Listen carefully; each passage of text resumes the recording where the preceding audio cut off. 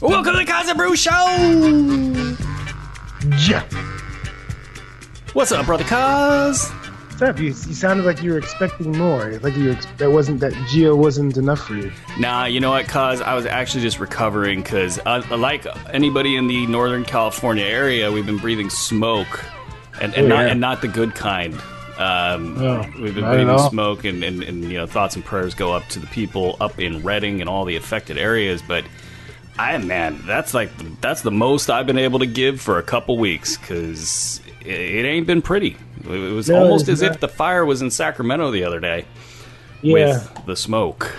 Yeah, it's been pretty bad around the air quality. Not where I'm living, but you know, the air quality has been pretty bad. I think it's up in Lake County as well. They're having some bad fires up there, and it's all the way down in Southern California as well. So. Yeah, California is going through it again, but we'll get through it. We always. Well, you know, if we weren't diverting all the water into the ocean, it'd probably be a whole lot better. But but I digress. That is for another time. It's a great time of year. You know, I think everybody's sort of going on their vacation or have been on their vacation. I know I'm heading to Mexico in a couple weeks. So you did book that, huh? Actually, we have not booked it yet. Because we are really bad at doing stuff like this. All right. But we're possibly thinking about maybe getting that done tonight. And we'll head out of here. And, you know, like a lot of writers at this time of year, you know, you just sort of recharge. Now, unfortunately for myself, I have been on lockdown. I've been doing projections for the Brewski 150. And that when that starts happening, I know that you know, blank got real. It's time to go. I know who we're going to have on all of our fantasy rosters, all the hoop ballers, you know, people that are buying the draft guides. And I also know about NBA win totals. I just gutturally know what I'm going to bet. And I want to toot my own horn here for a second, cause I think we went like 16-8, or I went 16-8 last year on Vegas win totals. So, you know, and actually Dan Bespris, who runs our fantasy content on the pod side, he went something like 20-8, something absurd. We should be talking to him then. Yeah, you know, I've been trying to get you guys together for a while. You know, he runs the Lakers pod. You're a lifetime Laker fan. That connection has yet to be made, and it needs to happen. And they're hilarious. They're way cooler than I am. You should ditch me and go hang out with them. You see, he's laughing because he knows it's true. I would like to hear their take on the greatness of the Michael Beasley acquisition. So that is something. Actually, I think you guys need each other right now. To be honest, like. To give each other hugs, to cuddle, or something like that. To self-soothe. You know, maybe it's like, you know, there's an app I think for like cuddlers, like, you know, people that will just cuddle you. You know, what if we took that one step further and made it like team specific for a specific type of sports fan? Because look, I live in Sacramento. I know a lot of Kings fans that need a hug. That wouldn't be the worst thing. Maybe like a mobile, like bed type of situation where you can get a spooning, you know, for, you know, after like like your team blows a 20-point lead with like, you know, 5.5 left. You just call this number and they're at your door within like 10 minutes, and you could just get a good spooning while you cry. It's like a mobile spooning, but like Vivek pops out of the van. But you'd have to put in the app. You'd have to request whether you want to be big spoon or little spoon. But I think in this situation, you always want to be little spoon when you have a devastating loss. Hey, we're solving problems already, and you know we're gonna solve your betting problems with NBA win totals.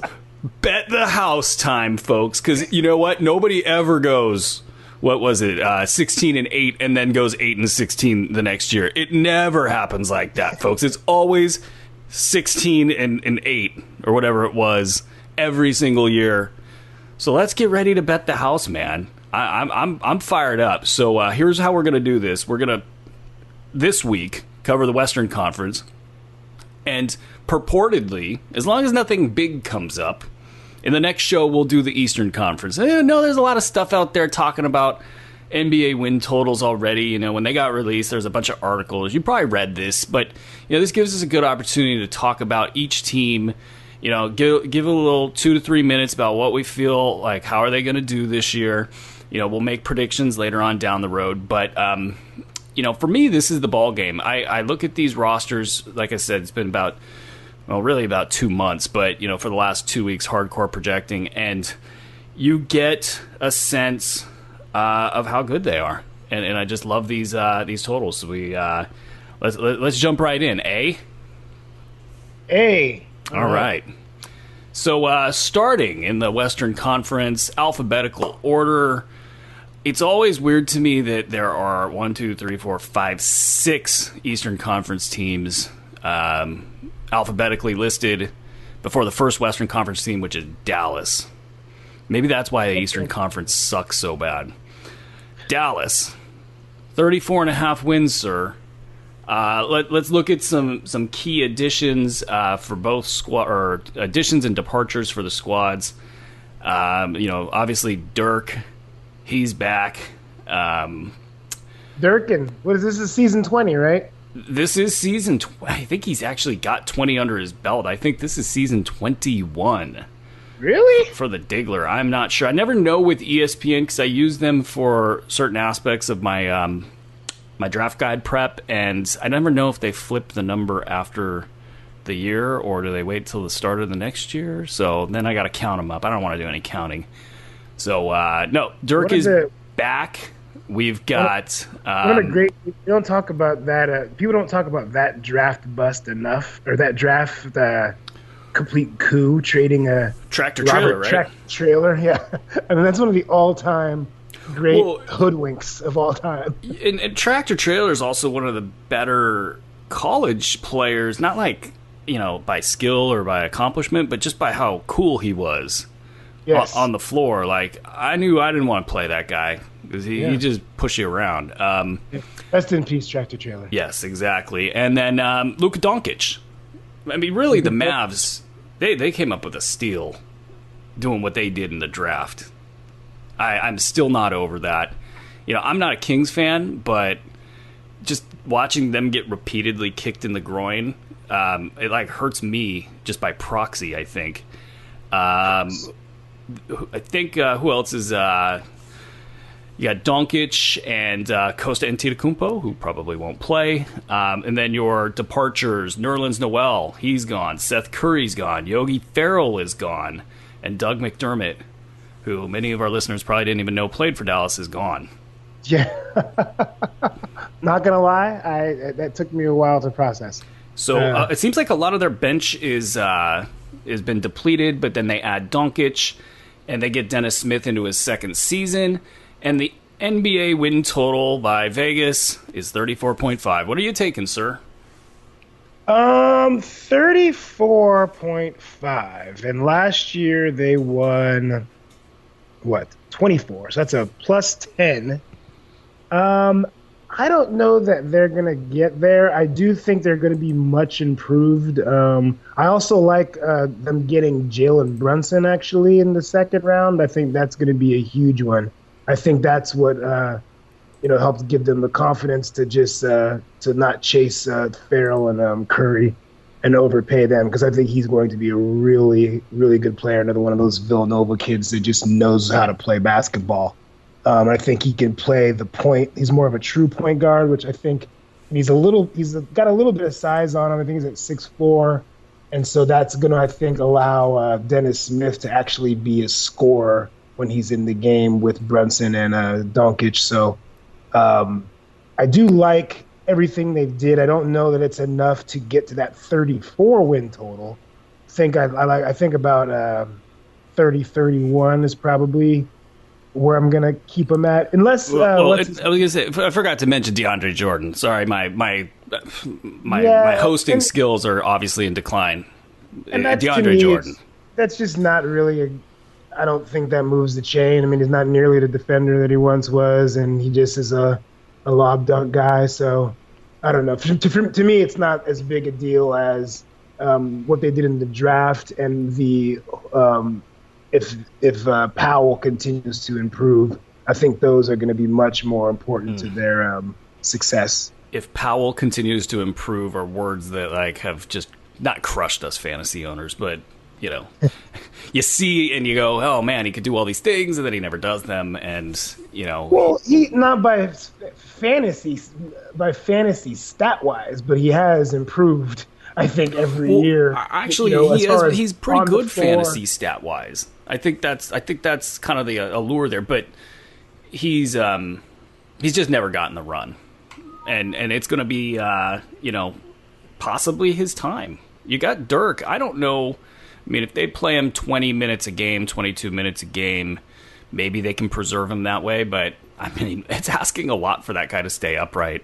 And yeah, you could play Harrison Barnes at the 4. You could play Maxi Kleber a little bit. But, Dwight Powell's got to get some minutes. I look at this team and I see, with the starting lineup projected to be Smith, Doncic, Barnes, Dirk, and DeAndre Jordan, Wesley Matthews I have coming off the bench. We'll see if that happens or not. Who do you have in your backcourt? Smith and Doncic, but you could see Doncic come off the bench. Wesley Matthews start at the 2. I think with Doncic though, I'm looking forward to him and Smith playing with each other. I think they're going to run a lot of pick and roll, and with Dennis Smith just able to do so much, he can run along that baseline, and he will probably have I don't know how many lob dunks himself this year. But, Doncic will be able to find him. And so you got, say, 6 quality players there. I'm tempted to go over. And the Mavs have constantly beat me whenever I've gone under. I'm going to take the over, and I'm also going to remind listeners that I reserve the right to change my mind when I put my final picks out. But I think I'm going to take the over here. Splendid. All right. 1 down, 14 to go. Next up, we have Denver. 47.5 is the number here. A lot of expectations in Denver this year. Interestingly, they had to, draft the injured guy because he fell to him, and as a result, it felt like they went and they made the big play to keep Will Barton, who is probably the key to this team. If he falls, they get really thin in the 3 slot. You got Jamal Murray, Gary Harris, Paul Millsap, Nikola Jokic all returning. And Isaiah Thomas lands with old coach Michael Malone. And if he's healthy, that is just a massive game changer for them on the offensive end, where they could be really hard to stop. I don't know if I want to give them the best offense in the league, but I feel like they should be at least in the conversation. So can they, 47.5 wins, what would you do with your cash, sir? 47.5. 46 wins last year. Can I find them 2 more wins? I'm gonna go with the over. Barely. I think that they should be better. Really would have liked to see them get a draft pick that's actually going to play this year. Did you hear what Michael Porter said the other day? He said if he played last year in college, he'd have gone for 30 and 15. Yeah, somebody needs to put an off button on that guy. He was also talking trash about Doncic. I mean, like, just be quiet. I mean, when you can put the crutches and the walker down, then you can start to talk about what you can't do and what you can't. Give me a break. Speaking of flappy gums, everybody accused me of having the rose-colored glasses for Isaiah Thomas. He stepped in it the other day. Oh, God. He stepped in it so bad. Calling out Cleveland, saying that they that town's who don't know. And you know what it is? He hears everything. He hears the fans. He and the fans were not kind to him. There was a lot of media hit job that got put out on him, and all the fans just sort of coalesced around that. He was not happy with that, and I think that, if I had to guess, would be where he was coming from with that. But I mean, offensively, I don't know that guy. I don't know about him. I don't know about his head state.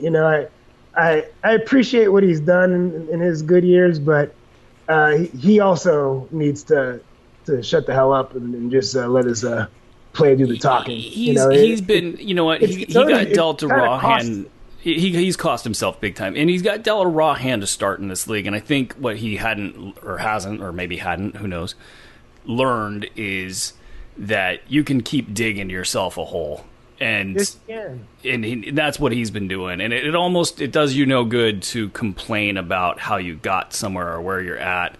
He's been constantly told that he couldn't do it, and then the stuff early on in Sacramento, where management was not very professional, we'll put it like that.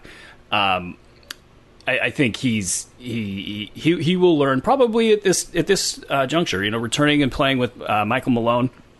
Malone he's going to connect with him, and he'll probably get on the right track. He'll put up some good numbers, and hopefully he can. I know some of his people. They give good advice. He needs more of those people in his ear. I'll put it that way. A lot of offense, man. You're looking at Trey Lyles coming off the bench, as a seventh weapon, 47.5 wins, 1.5, more than last season. I gotta think with especially some of these teams in the West in decline, and I think this style is going to be suited to the regular season. So, I really like the over here, actually. So I'll definitely take that when I go to Reno in a couple weeks. What do we got next, sir? What do we have next? Looks like Golden State. Oh, those freaking Warriors. They burnt me so bad. 62.5 wins. They burnt me last year. This one I was a little bit surprised at, quite honestly. What was the number last year? Like 65 or something? Something like that. I gotta go find my tore up ticket.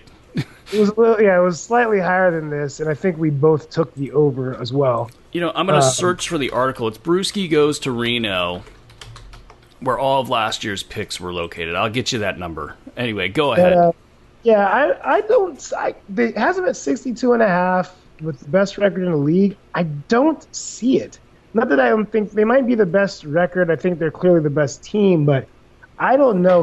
This is going to be going for NBA Finals number 5, which hasn't been done since the Celtics, I think. And I don't even think the Showtime Lakers got to 5 in a row. Last year's number was 67.5.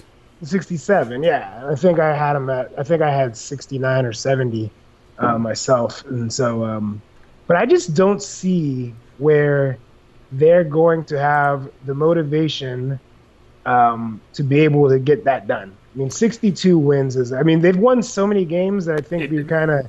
People think of the 70 win, or 72 win season.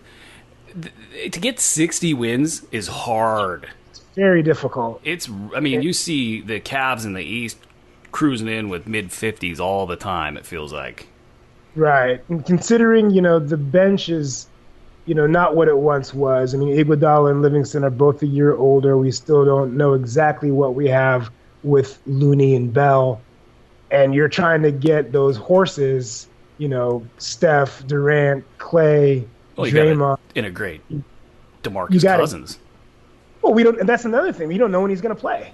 That's it. Anytime you put in a big piece like that, you can almost count on everybody to shoot worse, lose more, and passing on shots they shouldn't be passing on to try to make him feel comfortable. So I just don't see between trying to keep everybody healthy, and they've already shown last year just absolute disdain for the regular season. So I just don't see that they're going to be able to get to 62.5. I'm taking the under. If I bet this one, I'm going to bet the over, but I probably won't bet this because it's just I wouldn't bet it. I would not bet it. It's just it almost has nothing to do with the skill involved of the prediction. It's just, are they going to play or not? And only they know whether or not they're going to do that. But still, 63 or whatever that number is, going back to the win totals themselves, 63 or 62.5. God, it feels like it won't take much for them to go over that. But it's going to be funny, though, for those that bet this, because after about, a month of Cousins being on the floor, and as it gets closer to the end, they're gonna start charging, and everyone's gonna be really nervous. Like they're gonna be like, Oh "No, man, slow down, we'll slow talk down." about Sacramento in a bit, but the late season kick from Sacramento when other teams do not play them hard at all is something to behold, man. And I think I've learned my lesson there because it's like you can't watch it. It's too gut wrenching. I'm worried, not worried. In terms of, I'm actually excited. I should say. I think Houston's taken a step back this year. Well, and they're next up on the list here, but I feel like the West has taken a small step back, and it's kind of hard to say that because we still had people defecting to the West, and the East is so barren. It feels like, but it just feels like these higher end teams, the ones that can maybe care more and push the Warriors a little bit, it just feels like they've taken a step back. Anyway, if I bet it, it'll be the over. It'll be a low unit total. Houston. So, I mean, you get rid of Trevor Ariza, you replace him with Carmelo Anthony. You bring in James Ennis, who's better than the name value there. Yeah, that was a decent pickup. That was a game-changing, in terms of, like, if they didn't do something like that, if they couldn't find some young legs to get in there and man the position, they'd have been in a big trouble. Yeah. They're still more or less the same team as last year. You have another year of Paul and Harden getting to know each other. Carmelo's played with both those guys plenty in international play. I think they're going to be smooth. I think that they can rack up a lot of wins here. The Vegas total is 54.5. Yes. That's lower than I kind of thought it would be, and I'm really kind of surprised at the spread. Yeah. Go ahead. I'm sorry. I was going to say the spread between them and Golden State. Like, I feel like Houston should be higher, like way higher. I felt like it should be like 58.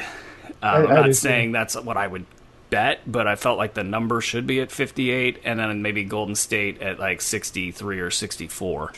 54.5 is the number. Is there any way they can't hit that?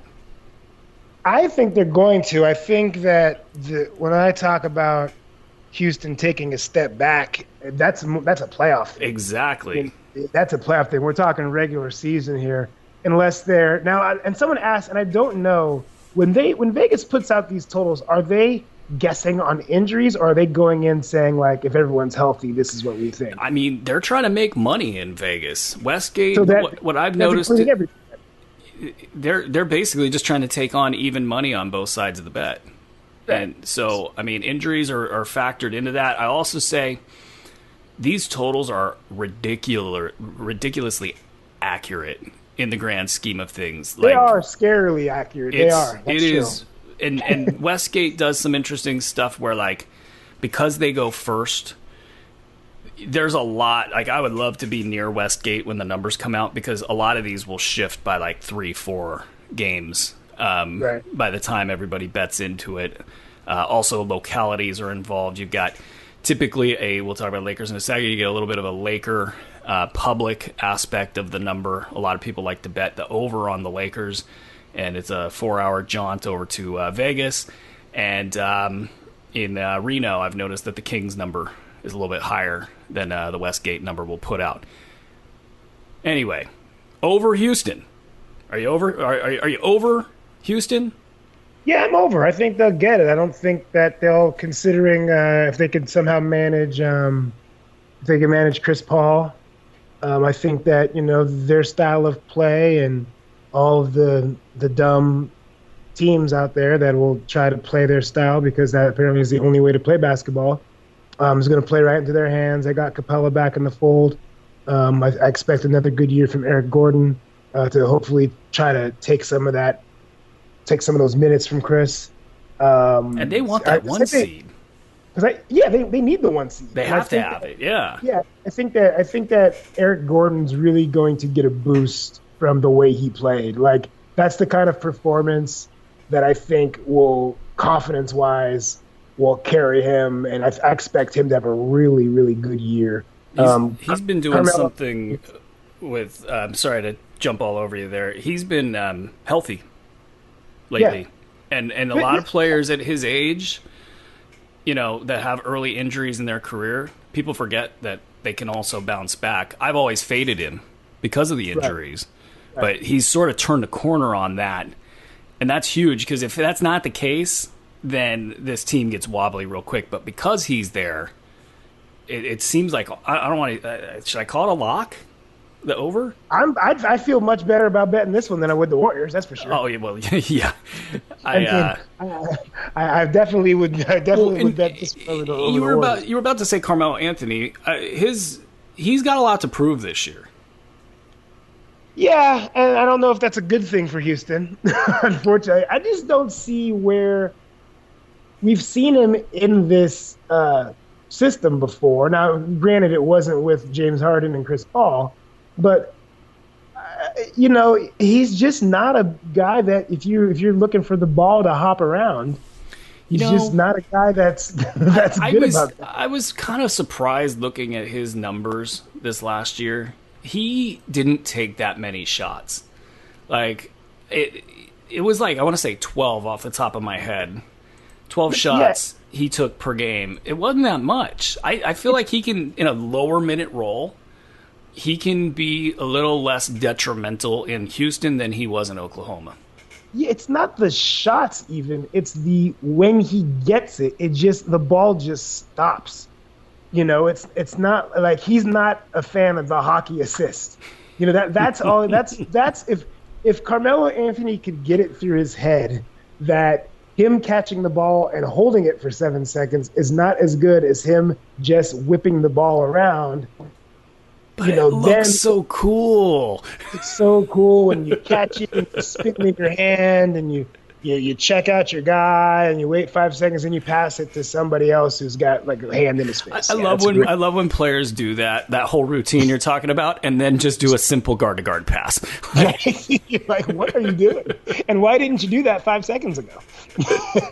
Can you get that out of your system in the parking lot? Yes, please. In warm-ups today, Carmelo is going to catch the ball for 7 seconds and then throw it to a completely guarded player. NBA warm-ups are underrated. A lot of good stuff happens at NBA warm-ups. All right, let's move on to the next one. We got on our list, thank you, Ben Golliver of Sports Illustrated, by the way, for a nice, neat list that's all on one page. Really like it. Ben Golliver, that sounds like a story from our childhood, like the adventures of Ben Golliver. I think you're thinking of like Gulliver's Travels. That's why. That's right. There you go. One and one equals two. And as we segue on, 1 and 1 does not equal 35.5, which is the number for the Los Angeles Clippers. This is a really interesting number. I just like now I think my brain went on Fritz because if I recall, they're not that bad. Yeah, no, I mean they were in it till what am I missing here? Okay, let's reset. You got a lot. You got Patrick Beverley who barely played last year. He's coming back. You don't have Milos Teodosic, in my opinion. I think he's kind of on the outside looking in, but you do have rookie Shai Gilgeous-Alexander, who looked good in Summer League. Lou Williams, who maxed out last year. You got the full Lou Williams experience. Yes, Avery Bradley traded midseason to the Clippers. Danilo Gallinari is doing that thing where he tries to look healthy in the summer so as to prove to everybody that he is healthy. But if he is healthy, that's a quality player. He's not great, but it's something. He can put the ball in the hoop. I've always liked when he's healthy. He's a mismatch nightmare, when he's healthy. Because he just shoots over people at the three. Tobias Harris, a lot of people think he's like 30, but I think he's like 25. Really, really young when he entered the league. And had played some of his best basketball of his career in Detroit last season and then played even better for the Clippers. So he could be good. Now, this is where the problems start to stack up. You have Marcin Gortat at center. Who knows what he can give. Montrezl Harrell was a good re-sign. Boban is amazing. It's fun to watch. I don't think he can play more than 8 minutes a game. I don't know if you can put that on the front of the program for the Clippers. Come watch But Boban those 8 minutes are tremendous. 8 amazing minutes. Sindarius Thornwell, good rookie last year. I liked him in college. I liked him last year. This is an interesting. You've got a couple wily vets at the end of the bench too, Wes Johnson and Luka Mbamute. So I just don't think this team sucks. That's where I'm at with this. Yeah, I think the issue is, they lack a stud. They lack in the West. I think that there's going to be so many high intensity playoff type regular season games, particularly in that last month and a half, that it's kind of one of those situations. If I'm Vegas looking at them, do they have that guy who can just give me buckets, up 4 with 3 minutes to play? Can he just give me bucket after bucket after bucket to close out a game? And that, I think, is what's going to cost them. That's still Lou Williams, man. Yeah, but I mean, that's in the regular season they call those little fouls. Yeah. This might be a 4-star play for me, or maybe even a 5. I'm gonna give him 35.5. I'll give him the 36. But I'll give him the 3. That's fine. So you're not as high on it as I am. By the way, no, I don't. When we go by units, I put units and attached them to each of my bets last year. So it was 16-8 straight up, 48-29 based on units. So I like that as a 4-star play at a minimum.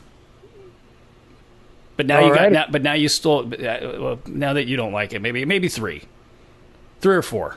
We'll see. Well, no, I mean, if you like it, go get it. Yeah, I do. Again, and I don't want to sound like a broken record in my my Jerry West drool, but I would probably watch out for Shai Gilgeous-Alexander. Look, he definitely, the summer league was better than I thought he looked on film at Kentucky, and Jerry West drafted him, so I would watch out for him to maybe be able to do some things that people aren't expecting. It's a low number, and I'm probably when you sort of doused my enthusiasm there, but I think I got it back. And remember, folks, I purposely waited to look at these numbers. Everybody was getting all happy about this a couple days ago, and I just had to not look at it because this is like Christmas for me. I love this. This is my favorite betting action of the year. Next up, this looks good. Oh, I'm so happy to see this. I shouldn't be, but the Lakers. The Lakers. 48.5 wins. This team is hilarious, dude. Trying to project them, I waited till this weekend because I was like, I don't want to deal with that. That's too weird. This collection of players is too weird. LeBron drags worse teams than this to over 50 wins all the time. Yes. Right? No? Yes. No, he has. Hasn't in the West. My thing is going to be, people keep talking about the West, the West, the West. Oh, they can't do it. This group stinks and blah, blah, blah. My thing is not so much what about what they do in the West. My thing is what they're going to do in the East.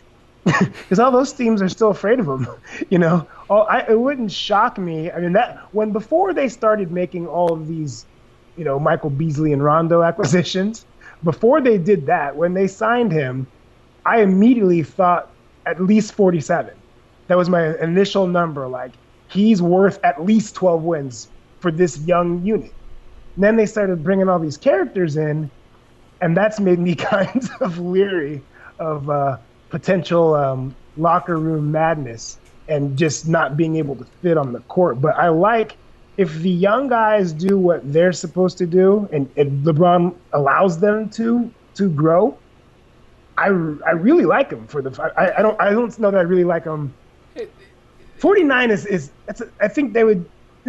Here's the crazy thing about this. I feel like there's one more move that absolutely, no matter what, has to be made. Right.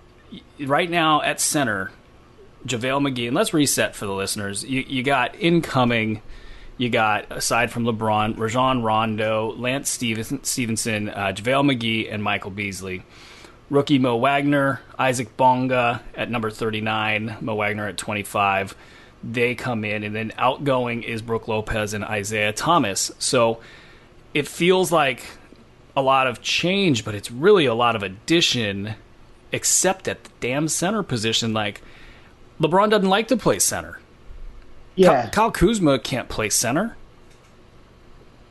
Can he? No.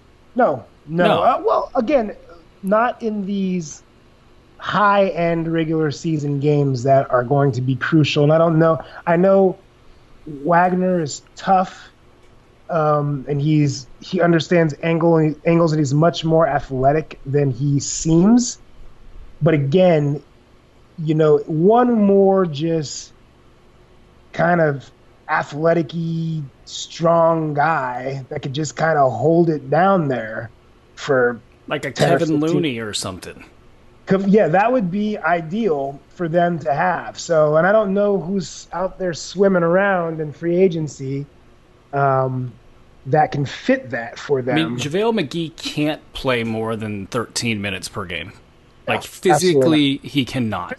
Physically, he can't. Yeah. So, I mean, you might be able to steal an 18-minute here or there, but he's not playing the next game or two. If you do decide to, I thought to stretch him, Ivica Zubac. What do we think of him? What do we think of him? I think that the Lakers really screwed up his development.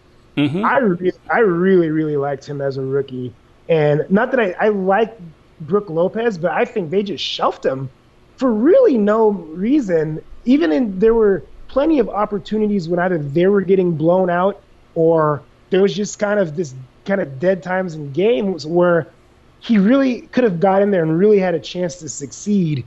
And now you've got a guy that's basically his confidence is just rot to hell because he could be that guy.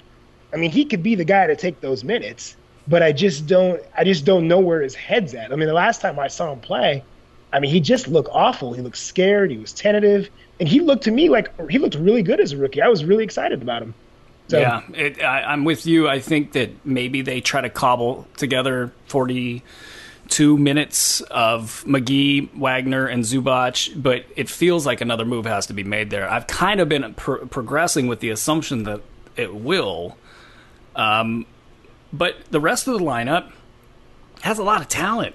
I mean, Brandon Ingram, I don't think he's going to play more than 28 minutes a game this year. Yeah. And so that's my one key question I have for them is Ingram Ball. I don't have either of them playing more than 28 minutes per game this year. Well, I don't even trust Ball to. I mean, I think they might have. Not only do I don't think he's the player that they think he is, but health-wise, I mean, he just might be a guy that's never on the floor.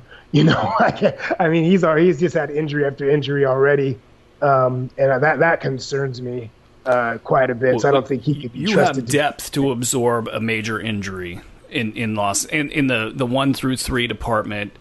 Rajon Rondo can come in and give you 25 minutes per game. Josh Hart is ready to play. He might be the key to this whole thing. I mean, he might really supplant Ball and really might make Rondo a little unhappy as well.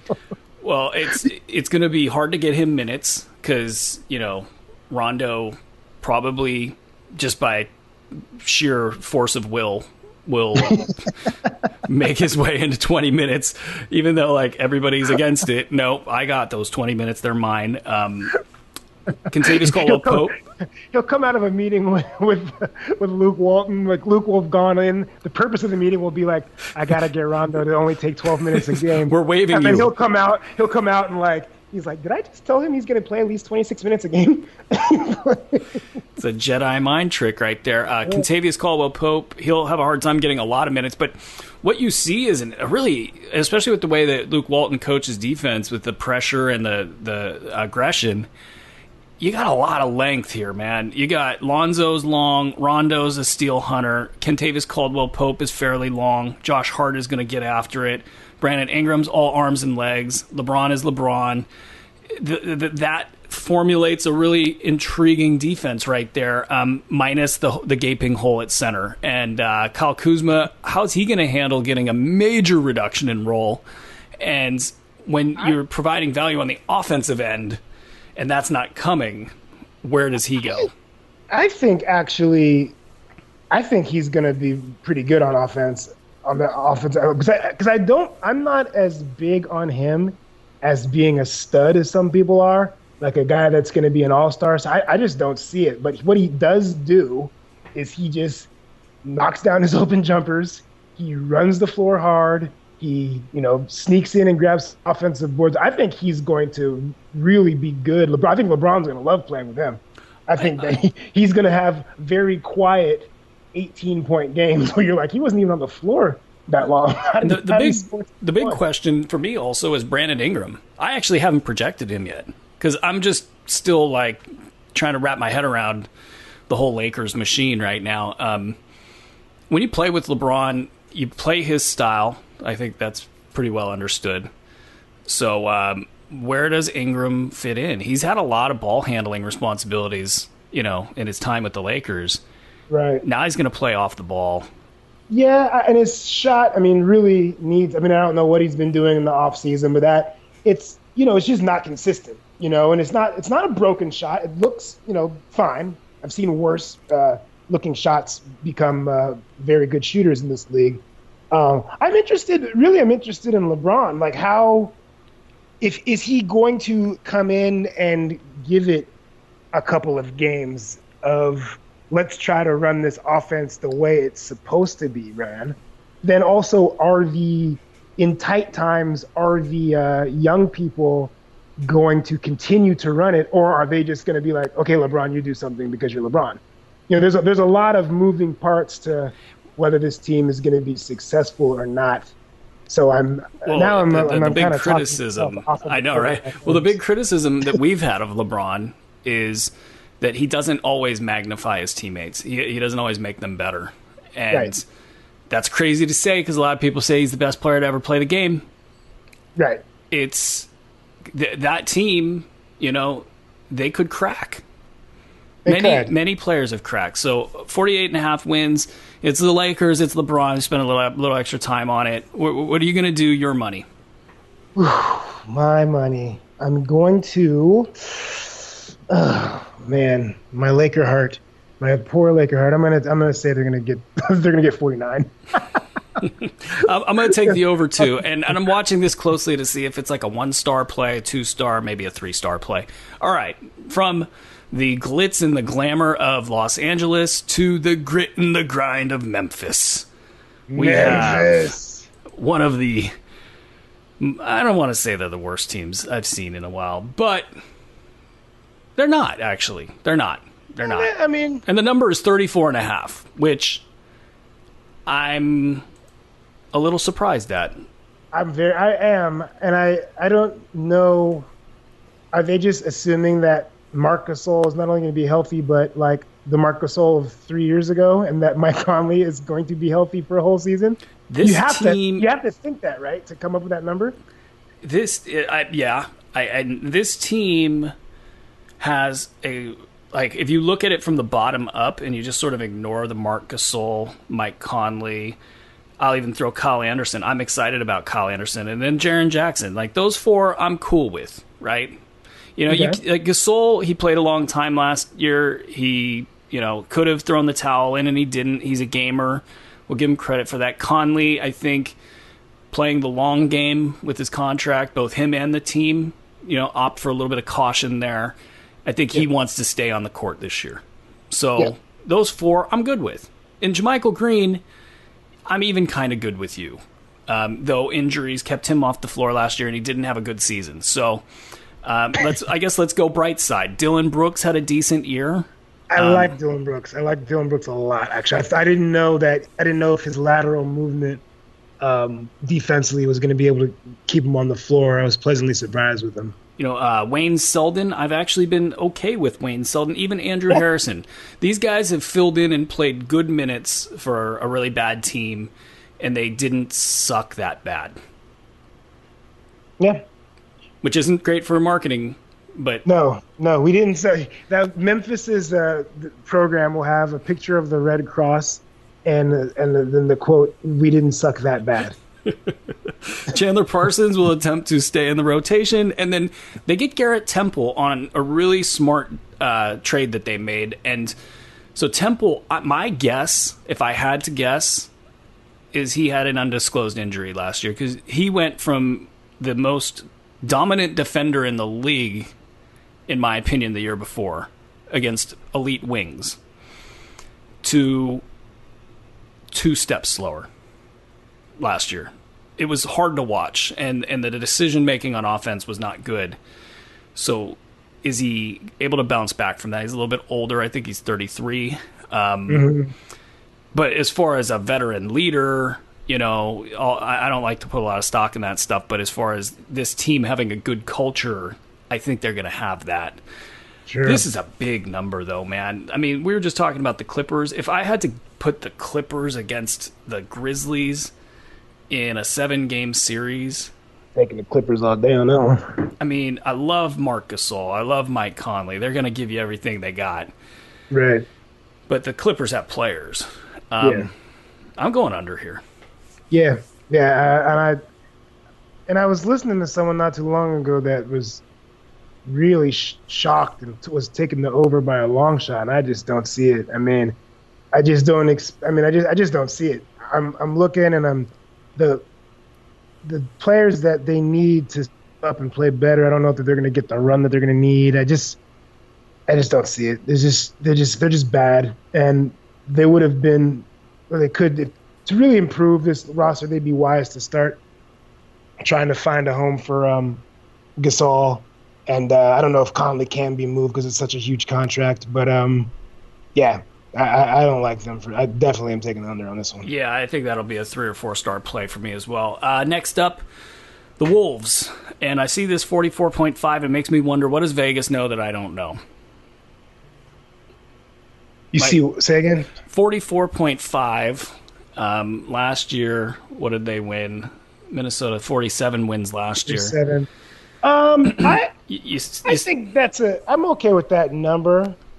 I'm concerned about them, more of their what's going on in the locker room and between guys' ears makes me leery. I don't think they're going to make the playoffs, so I guess 44 would be a number that I could see. The Jimmy Butler, I don't even know if it's uncertainty anymore, but just like this guy's just floating out there and doesn't seem very interested in. I know it made more financial sense for him not to sign if he was considering re-signing, but like, there hasn't been a whole lot of verbal commitment as far as the future goes and that kind of stuff. And on a team that's just kind of underachieving, I don't know that you need that lingering around. So I don't think that. That's why I think Vegas knows something that we don't. Like, I would think that team with the Spurs aren't going to be that good this year. The Pelicans have their issues, although I kind of like them, but. They have some issues. The Trailblazers, I think, have some issues. There are a lot of teams in the West that I think Trailblazers, I think, have a lot of issues, but go on. Yeah, so I just think if they won 47 last year and the team is mostly the same coming back, like, and they're rookies, actually, that they picked up in the draft. I kind of like them, too. I'm going to take the over here, but I'm going to be constantly wondering if Vegas got the step on us as they always do. Next. Yeah, I'm not sure. I'm what is the number? 44? It's 44 and a half. 44 and a half, so 45. No, I'm gonna go You're gonna fade it sounds like. Yeah, I think I'm gonna take the under. I think that there's just gonna be a little too much. I think that Tibbs is gonna wear out on them. They're not, Karl Anthony Towns, I think, is not gonna get the ball where he needs. Jimmy Butler still is a free agency year. Andrew Wiggins doesn't care about basketball. I think that it's, he doesn't, He just doesn't care. I mean, there's no reason someone that long and athletic that deserves its own podcast right there. So I'm gonna go with 44 though. I'll take the over, but then I'm making the. Oh, you're taking the over? Wow, nice little turnaround there. 44. No, I'll go under. All right, go with your gut, man. That's what I always tell fantasy owners when they email me. They just say, what should I do? And it's like a 50-50. You got to go with your gut. Yeah, I'm going to go under. All right, so we got New Orleans. We've got Phoenix. We've got Portland, Sacramento, San Antonio. So we'll lightning round. Oh, and Utah. So we're going to lightning round this a little bit. We got New Orleans, 45.5. coming off of a season in which they won 48 games. The new additions there are, as I scroll to my handy little thing here, Julius Randle and Elfrid Payton, while they lost DeMarcus Cousins and Rajon Rondo, everything else is mostly the same. So pass first point guard, and you replace DeMarcus Cousins with Julius Randle. I don't know. I kind of like it. Yeah, we'll see. I think, what's the number again? I'm sorry. The number is 45.5. Yeah, I'll take the over. I like that. I like them. I like them to make the playoffs again. I think. I like the way that they played at the end of last year. Also, Drew Holiday is going to be a freaking stud this year. I think this is his year. I think he can maybe be an All-NBA performer this year, actually. Yeah, I think I think he's gonna. This might be the best year of his career, and I think he's ready to take that role. I'm gonna take the over here as well. Phoenix 29.5. So Phoenix's roster is one of those kind of oddball rosters. They don't have a point guard. Well, they do, but his name is Brandon Knight. And so they don't. It's asking a lot for him to come back and be good after an ACL surgery and a number of injury issues, as well as team issues. You can never rule out that it's the team's fault when you're dealing with the Suns. They've got rookie Eli Okobo, and that's a big old question mark. Now, in fairness, they do have Devin Booker, who's essentially a point guard. Michael Bridges can handle a little bit. Trevor Ariza probably can facilitate a tiny bit. TJ Warren has no problem facilitating. The kid... by facilitate, I mean shoot. Yeah, the kid, Shaq Harrison, though, I'd expect him to... He's pretty good. More and more minutes. Because I think his body is ready to go, and he's just... I think that he might end up taking a decent amount of that point guard... those point guard minutes. Yeah, I got him highlighted because he's definitely going to be in the mix. Yeah. Josh Jackson. So you have this glut of 2-3, 3-4. A lot of length and bounce on this. I mean, it's going to be interesting to see how they handle the minutes. Marquise Chris did not participate with the Summer League squad, which I guess is, as a third-year player, pretty normal. Dragonbender did. And it made me wonder if they don't want Marquise with the team. He's been up and down. I mean, he's definitely... He also is a guy that I've felt watching would rather be doing something else. He had a rough year last year. Upstairs with his weight. Yeah. But this is the Suns, man. They can ruin players. At a glance, and this is complete. I have no evidence whatsoever, but at a glance, I would say that Marquise Chris is partying way too much. That would be like my. It feels that way, right? My gut is that he's and it doesn't have to be with like booze or anything. It could just be like with PlayStation. It's whatever his vice is.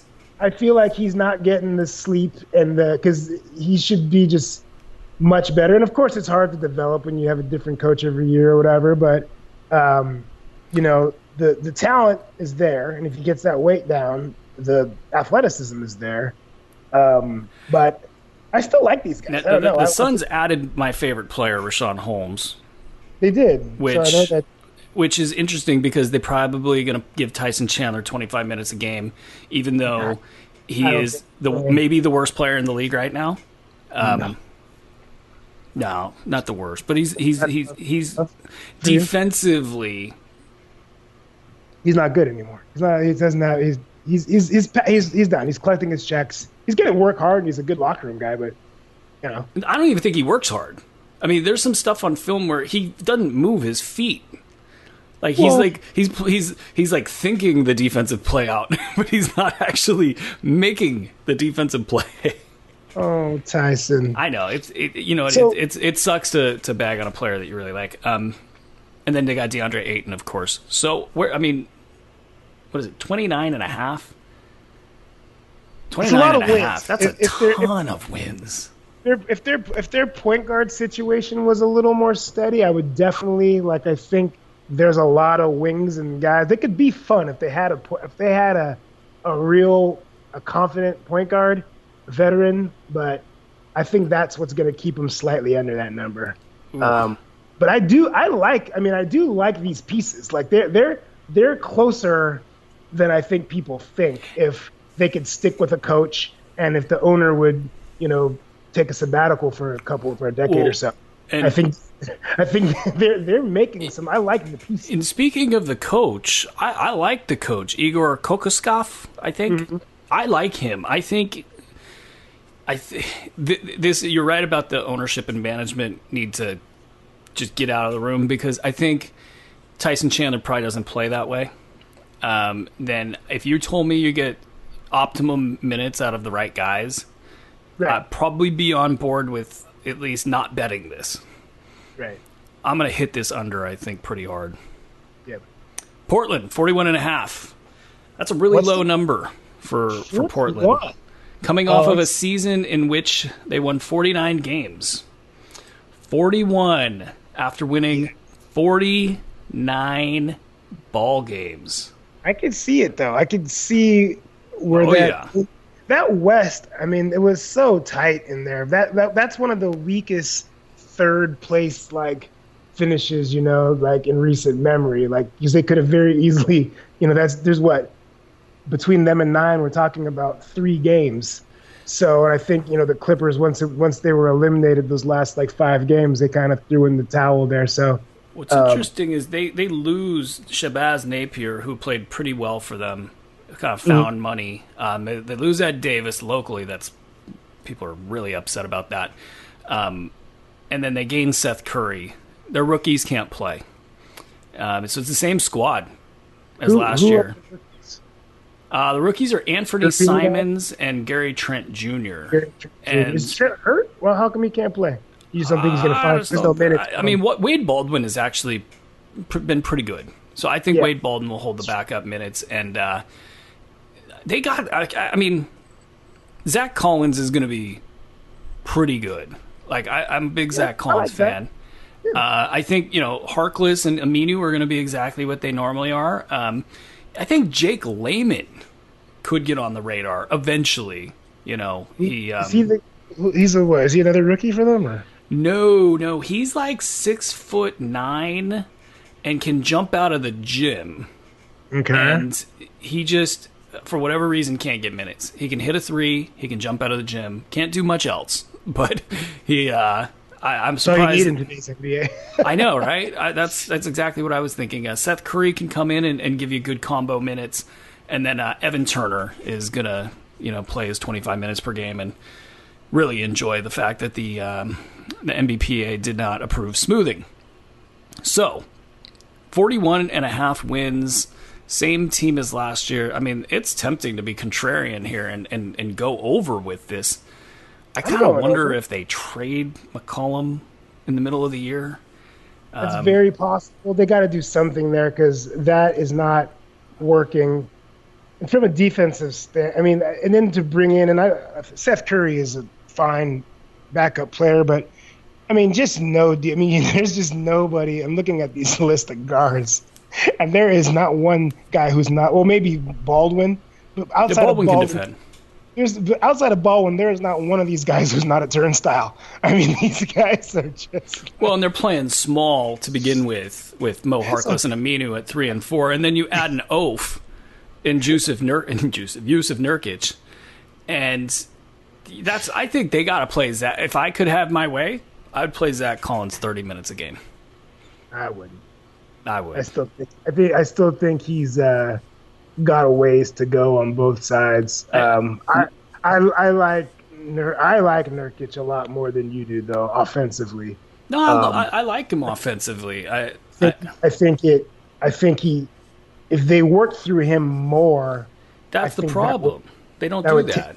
They don't, and I think that would really help their cause. But that would cut so much into CJ's, stats. So I think something's got to give over there. But I'm going to go over. But I don't think they're going to be in the. I don't think they're going to get to the playoffs though. Yeah, I think that they got to switch that up. CJ might be on his way out. All right, so next up, the San Antonio Spurs, perpetually winning 50 or more games. It did not happen last year, though. They won 47, and the number is 43.5. Oh, I'm taking over on that. That's you and a lot of other people. So in with the DeMar DeRozan, out with the Kawhi Leonard and Danny Green. You also get Jacob Poeltl, Marco Bellinelli, and Dante. Don't underrate him. Cunningham, Lonnie Walker. This, you do lose Kyle Anderson. You do lose Tony Parker. Kyle Anderson played a lot of minutes last year. He did, and I don't know. You'd like there to be someone else on that 3 spot. Does worry me a little because you're either talking about a slow defensive liability, Rudy Gay, if he's at the 3, or Marco Bellinelli, who just kind of, I don't know, just does whatever the hell he wants to out there. Maybe being back with Pop will get him back. But you know what's interesting there? Dante Cunningham has done this for years. He can come in and give you 25 minutes at the 3. Yeah, and that I didn't think about him. So that might be your thing right there, because then you could keep Rudy kind of backing up LaMarcus at the 4. And Davis Bertans isn't that bad. Davis Bertans is pretty good. He's a 6'10" stretch 4, Yeah. Yeah, I mean, I like 40, what was it, 43? 43.5. Yeah, I'll take that. Because I think they're making playoffs, actually. Well, I mean, how do you... Pop is worth like 5 wins on his own. You didn't. Kawhi Leonard's a lot better than DeMar DeRozan, but DeMar DeRozan's a lot better than 9 games of Kawhi Leonard. Oh, and he's gonna play with his pants on fire. He's coming for it. He's coming. And I think it's a good fit for LaMarcus Aldridge, because remember, Kawhi is an isolation player. Everybody thinks of the Spurs like they're this passing team. Not anymore.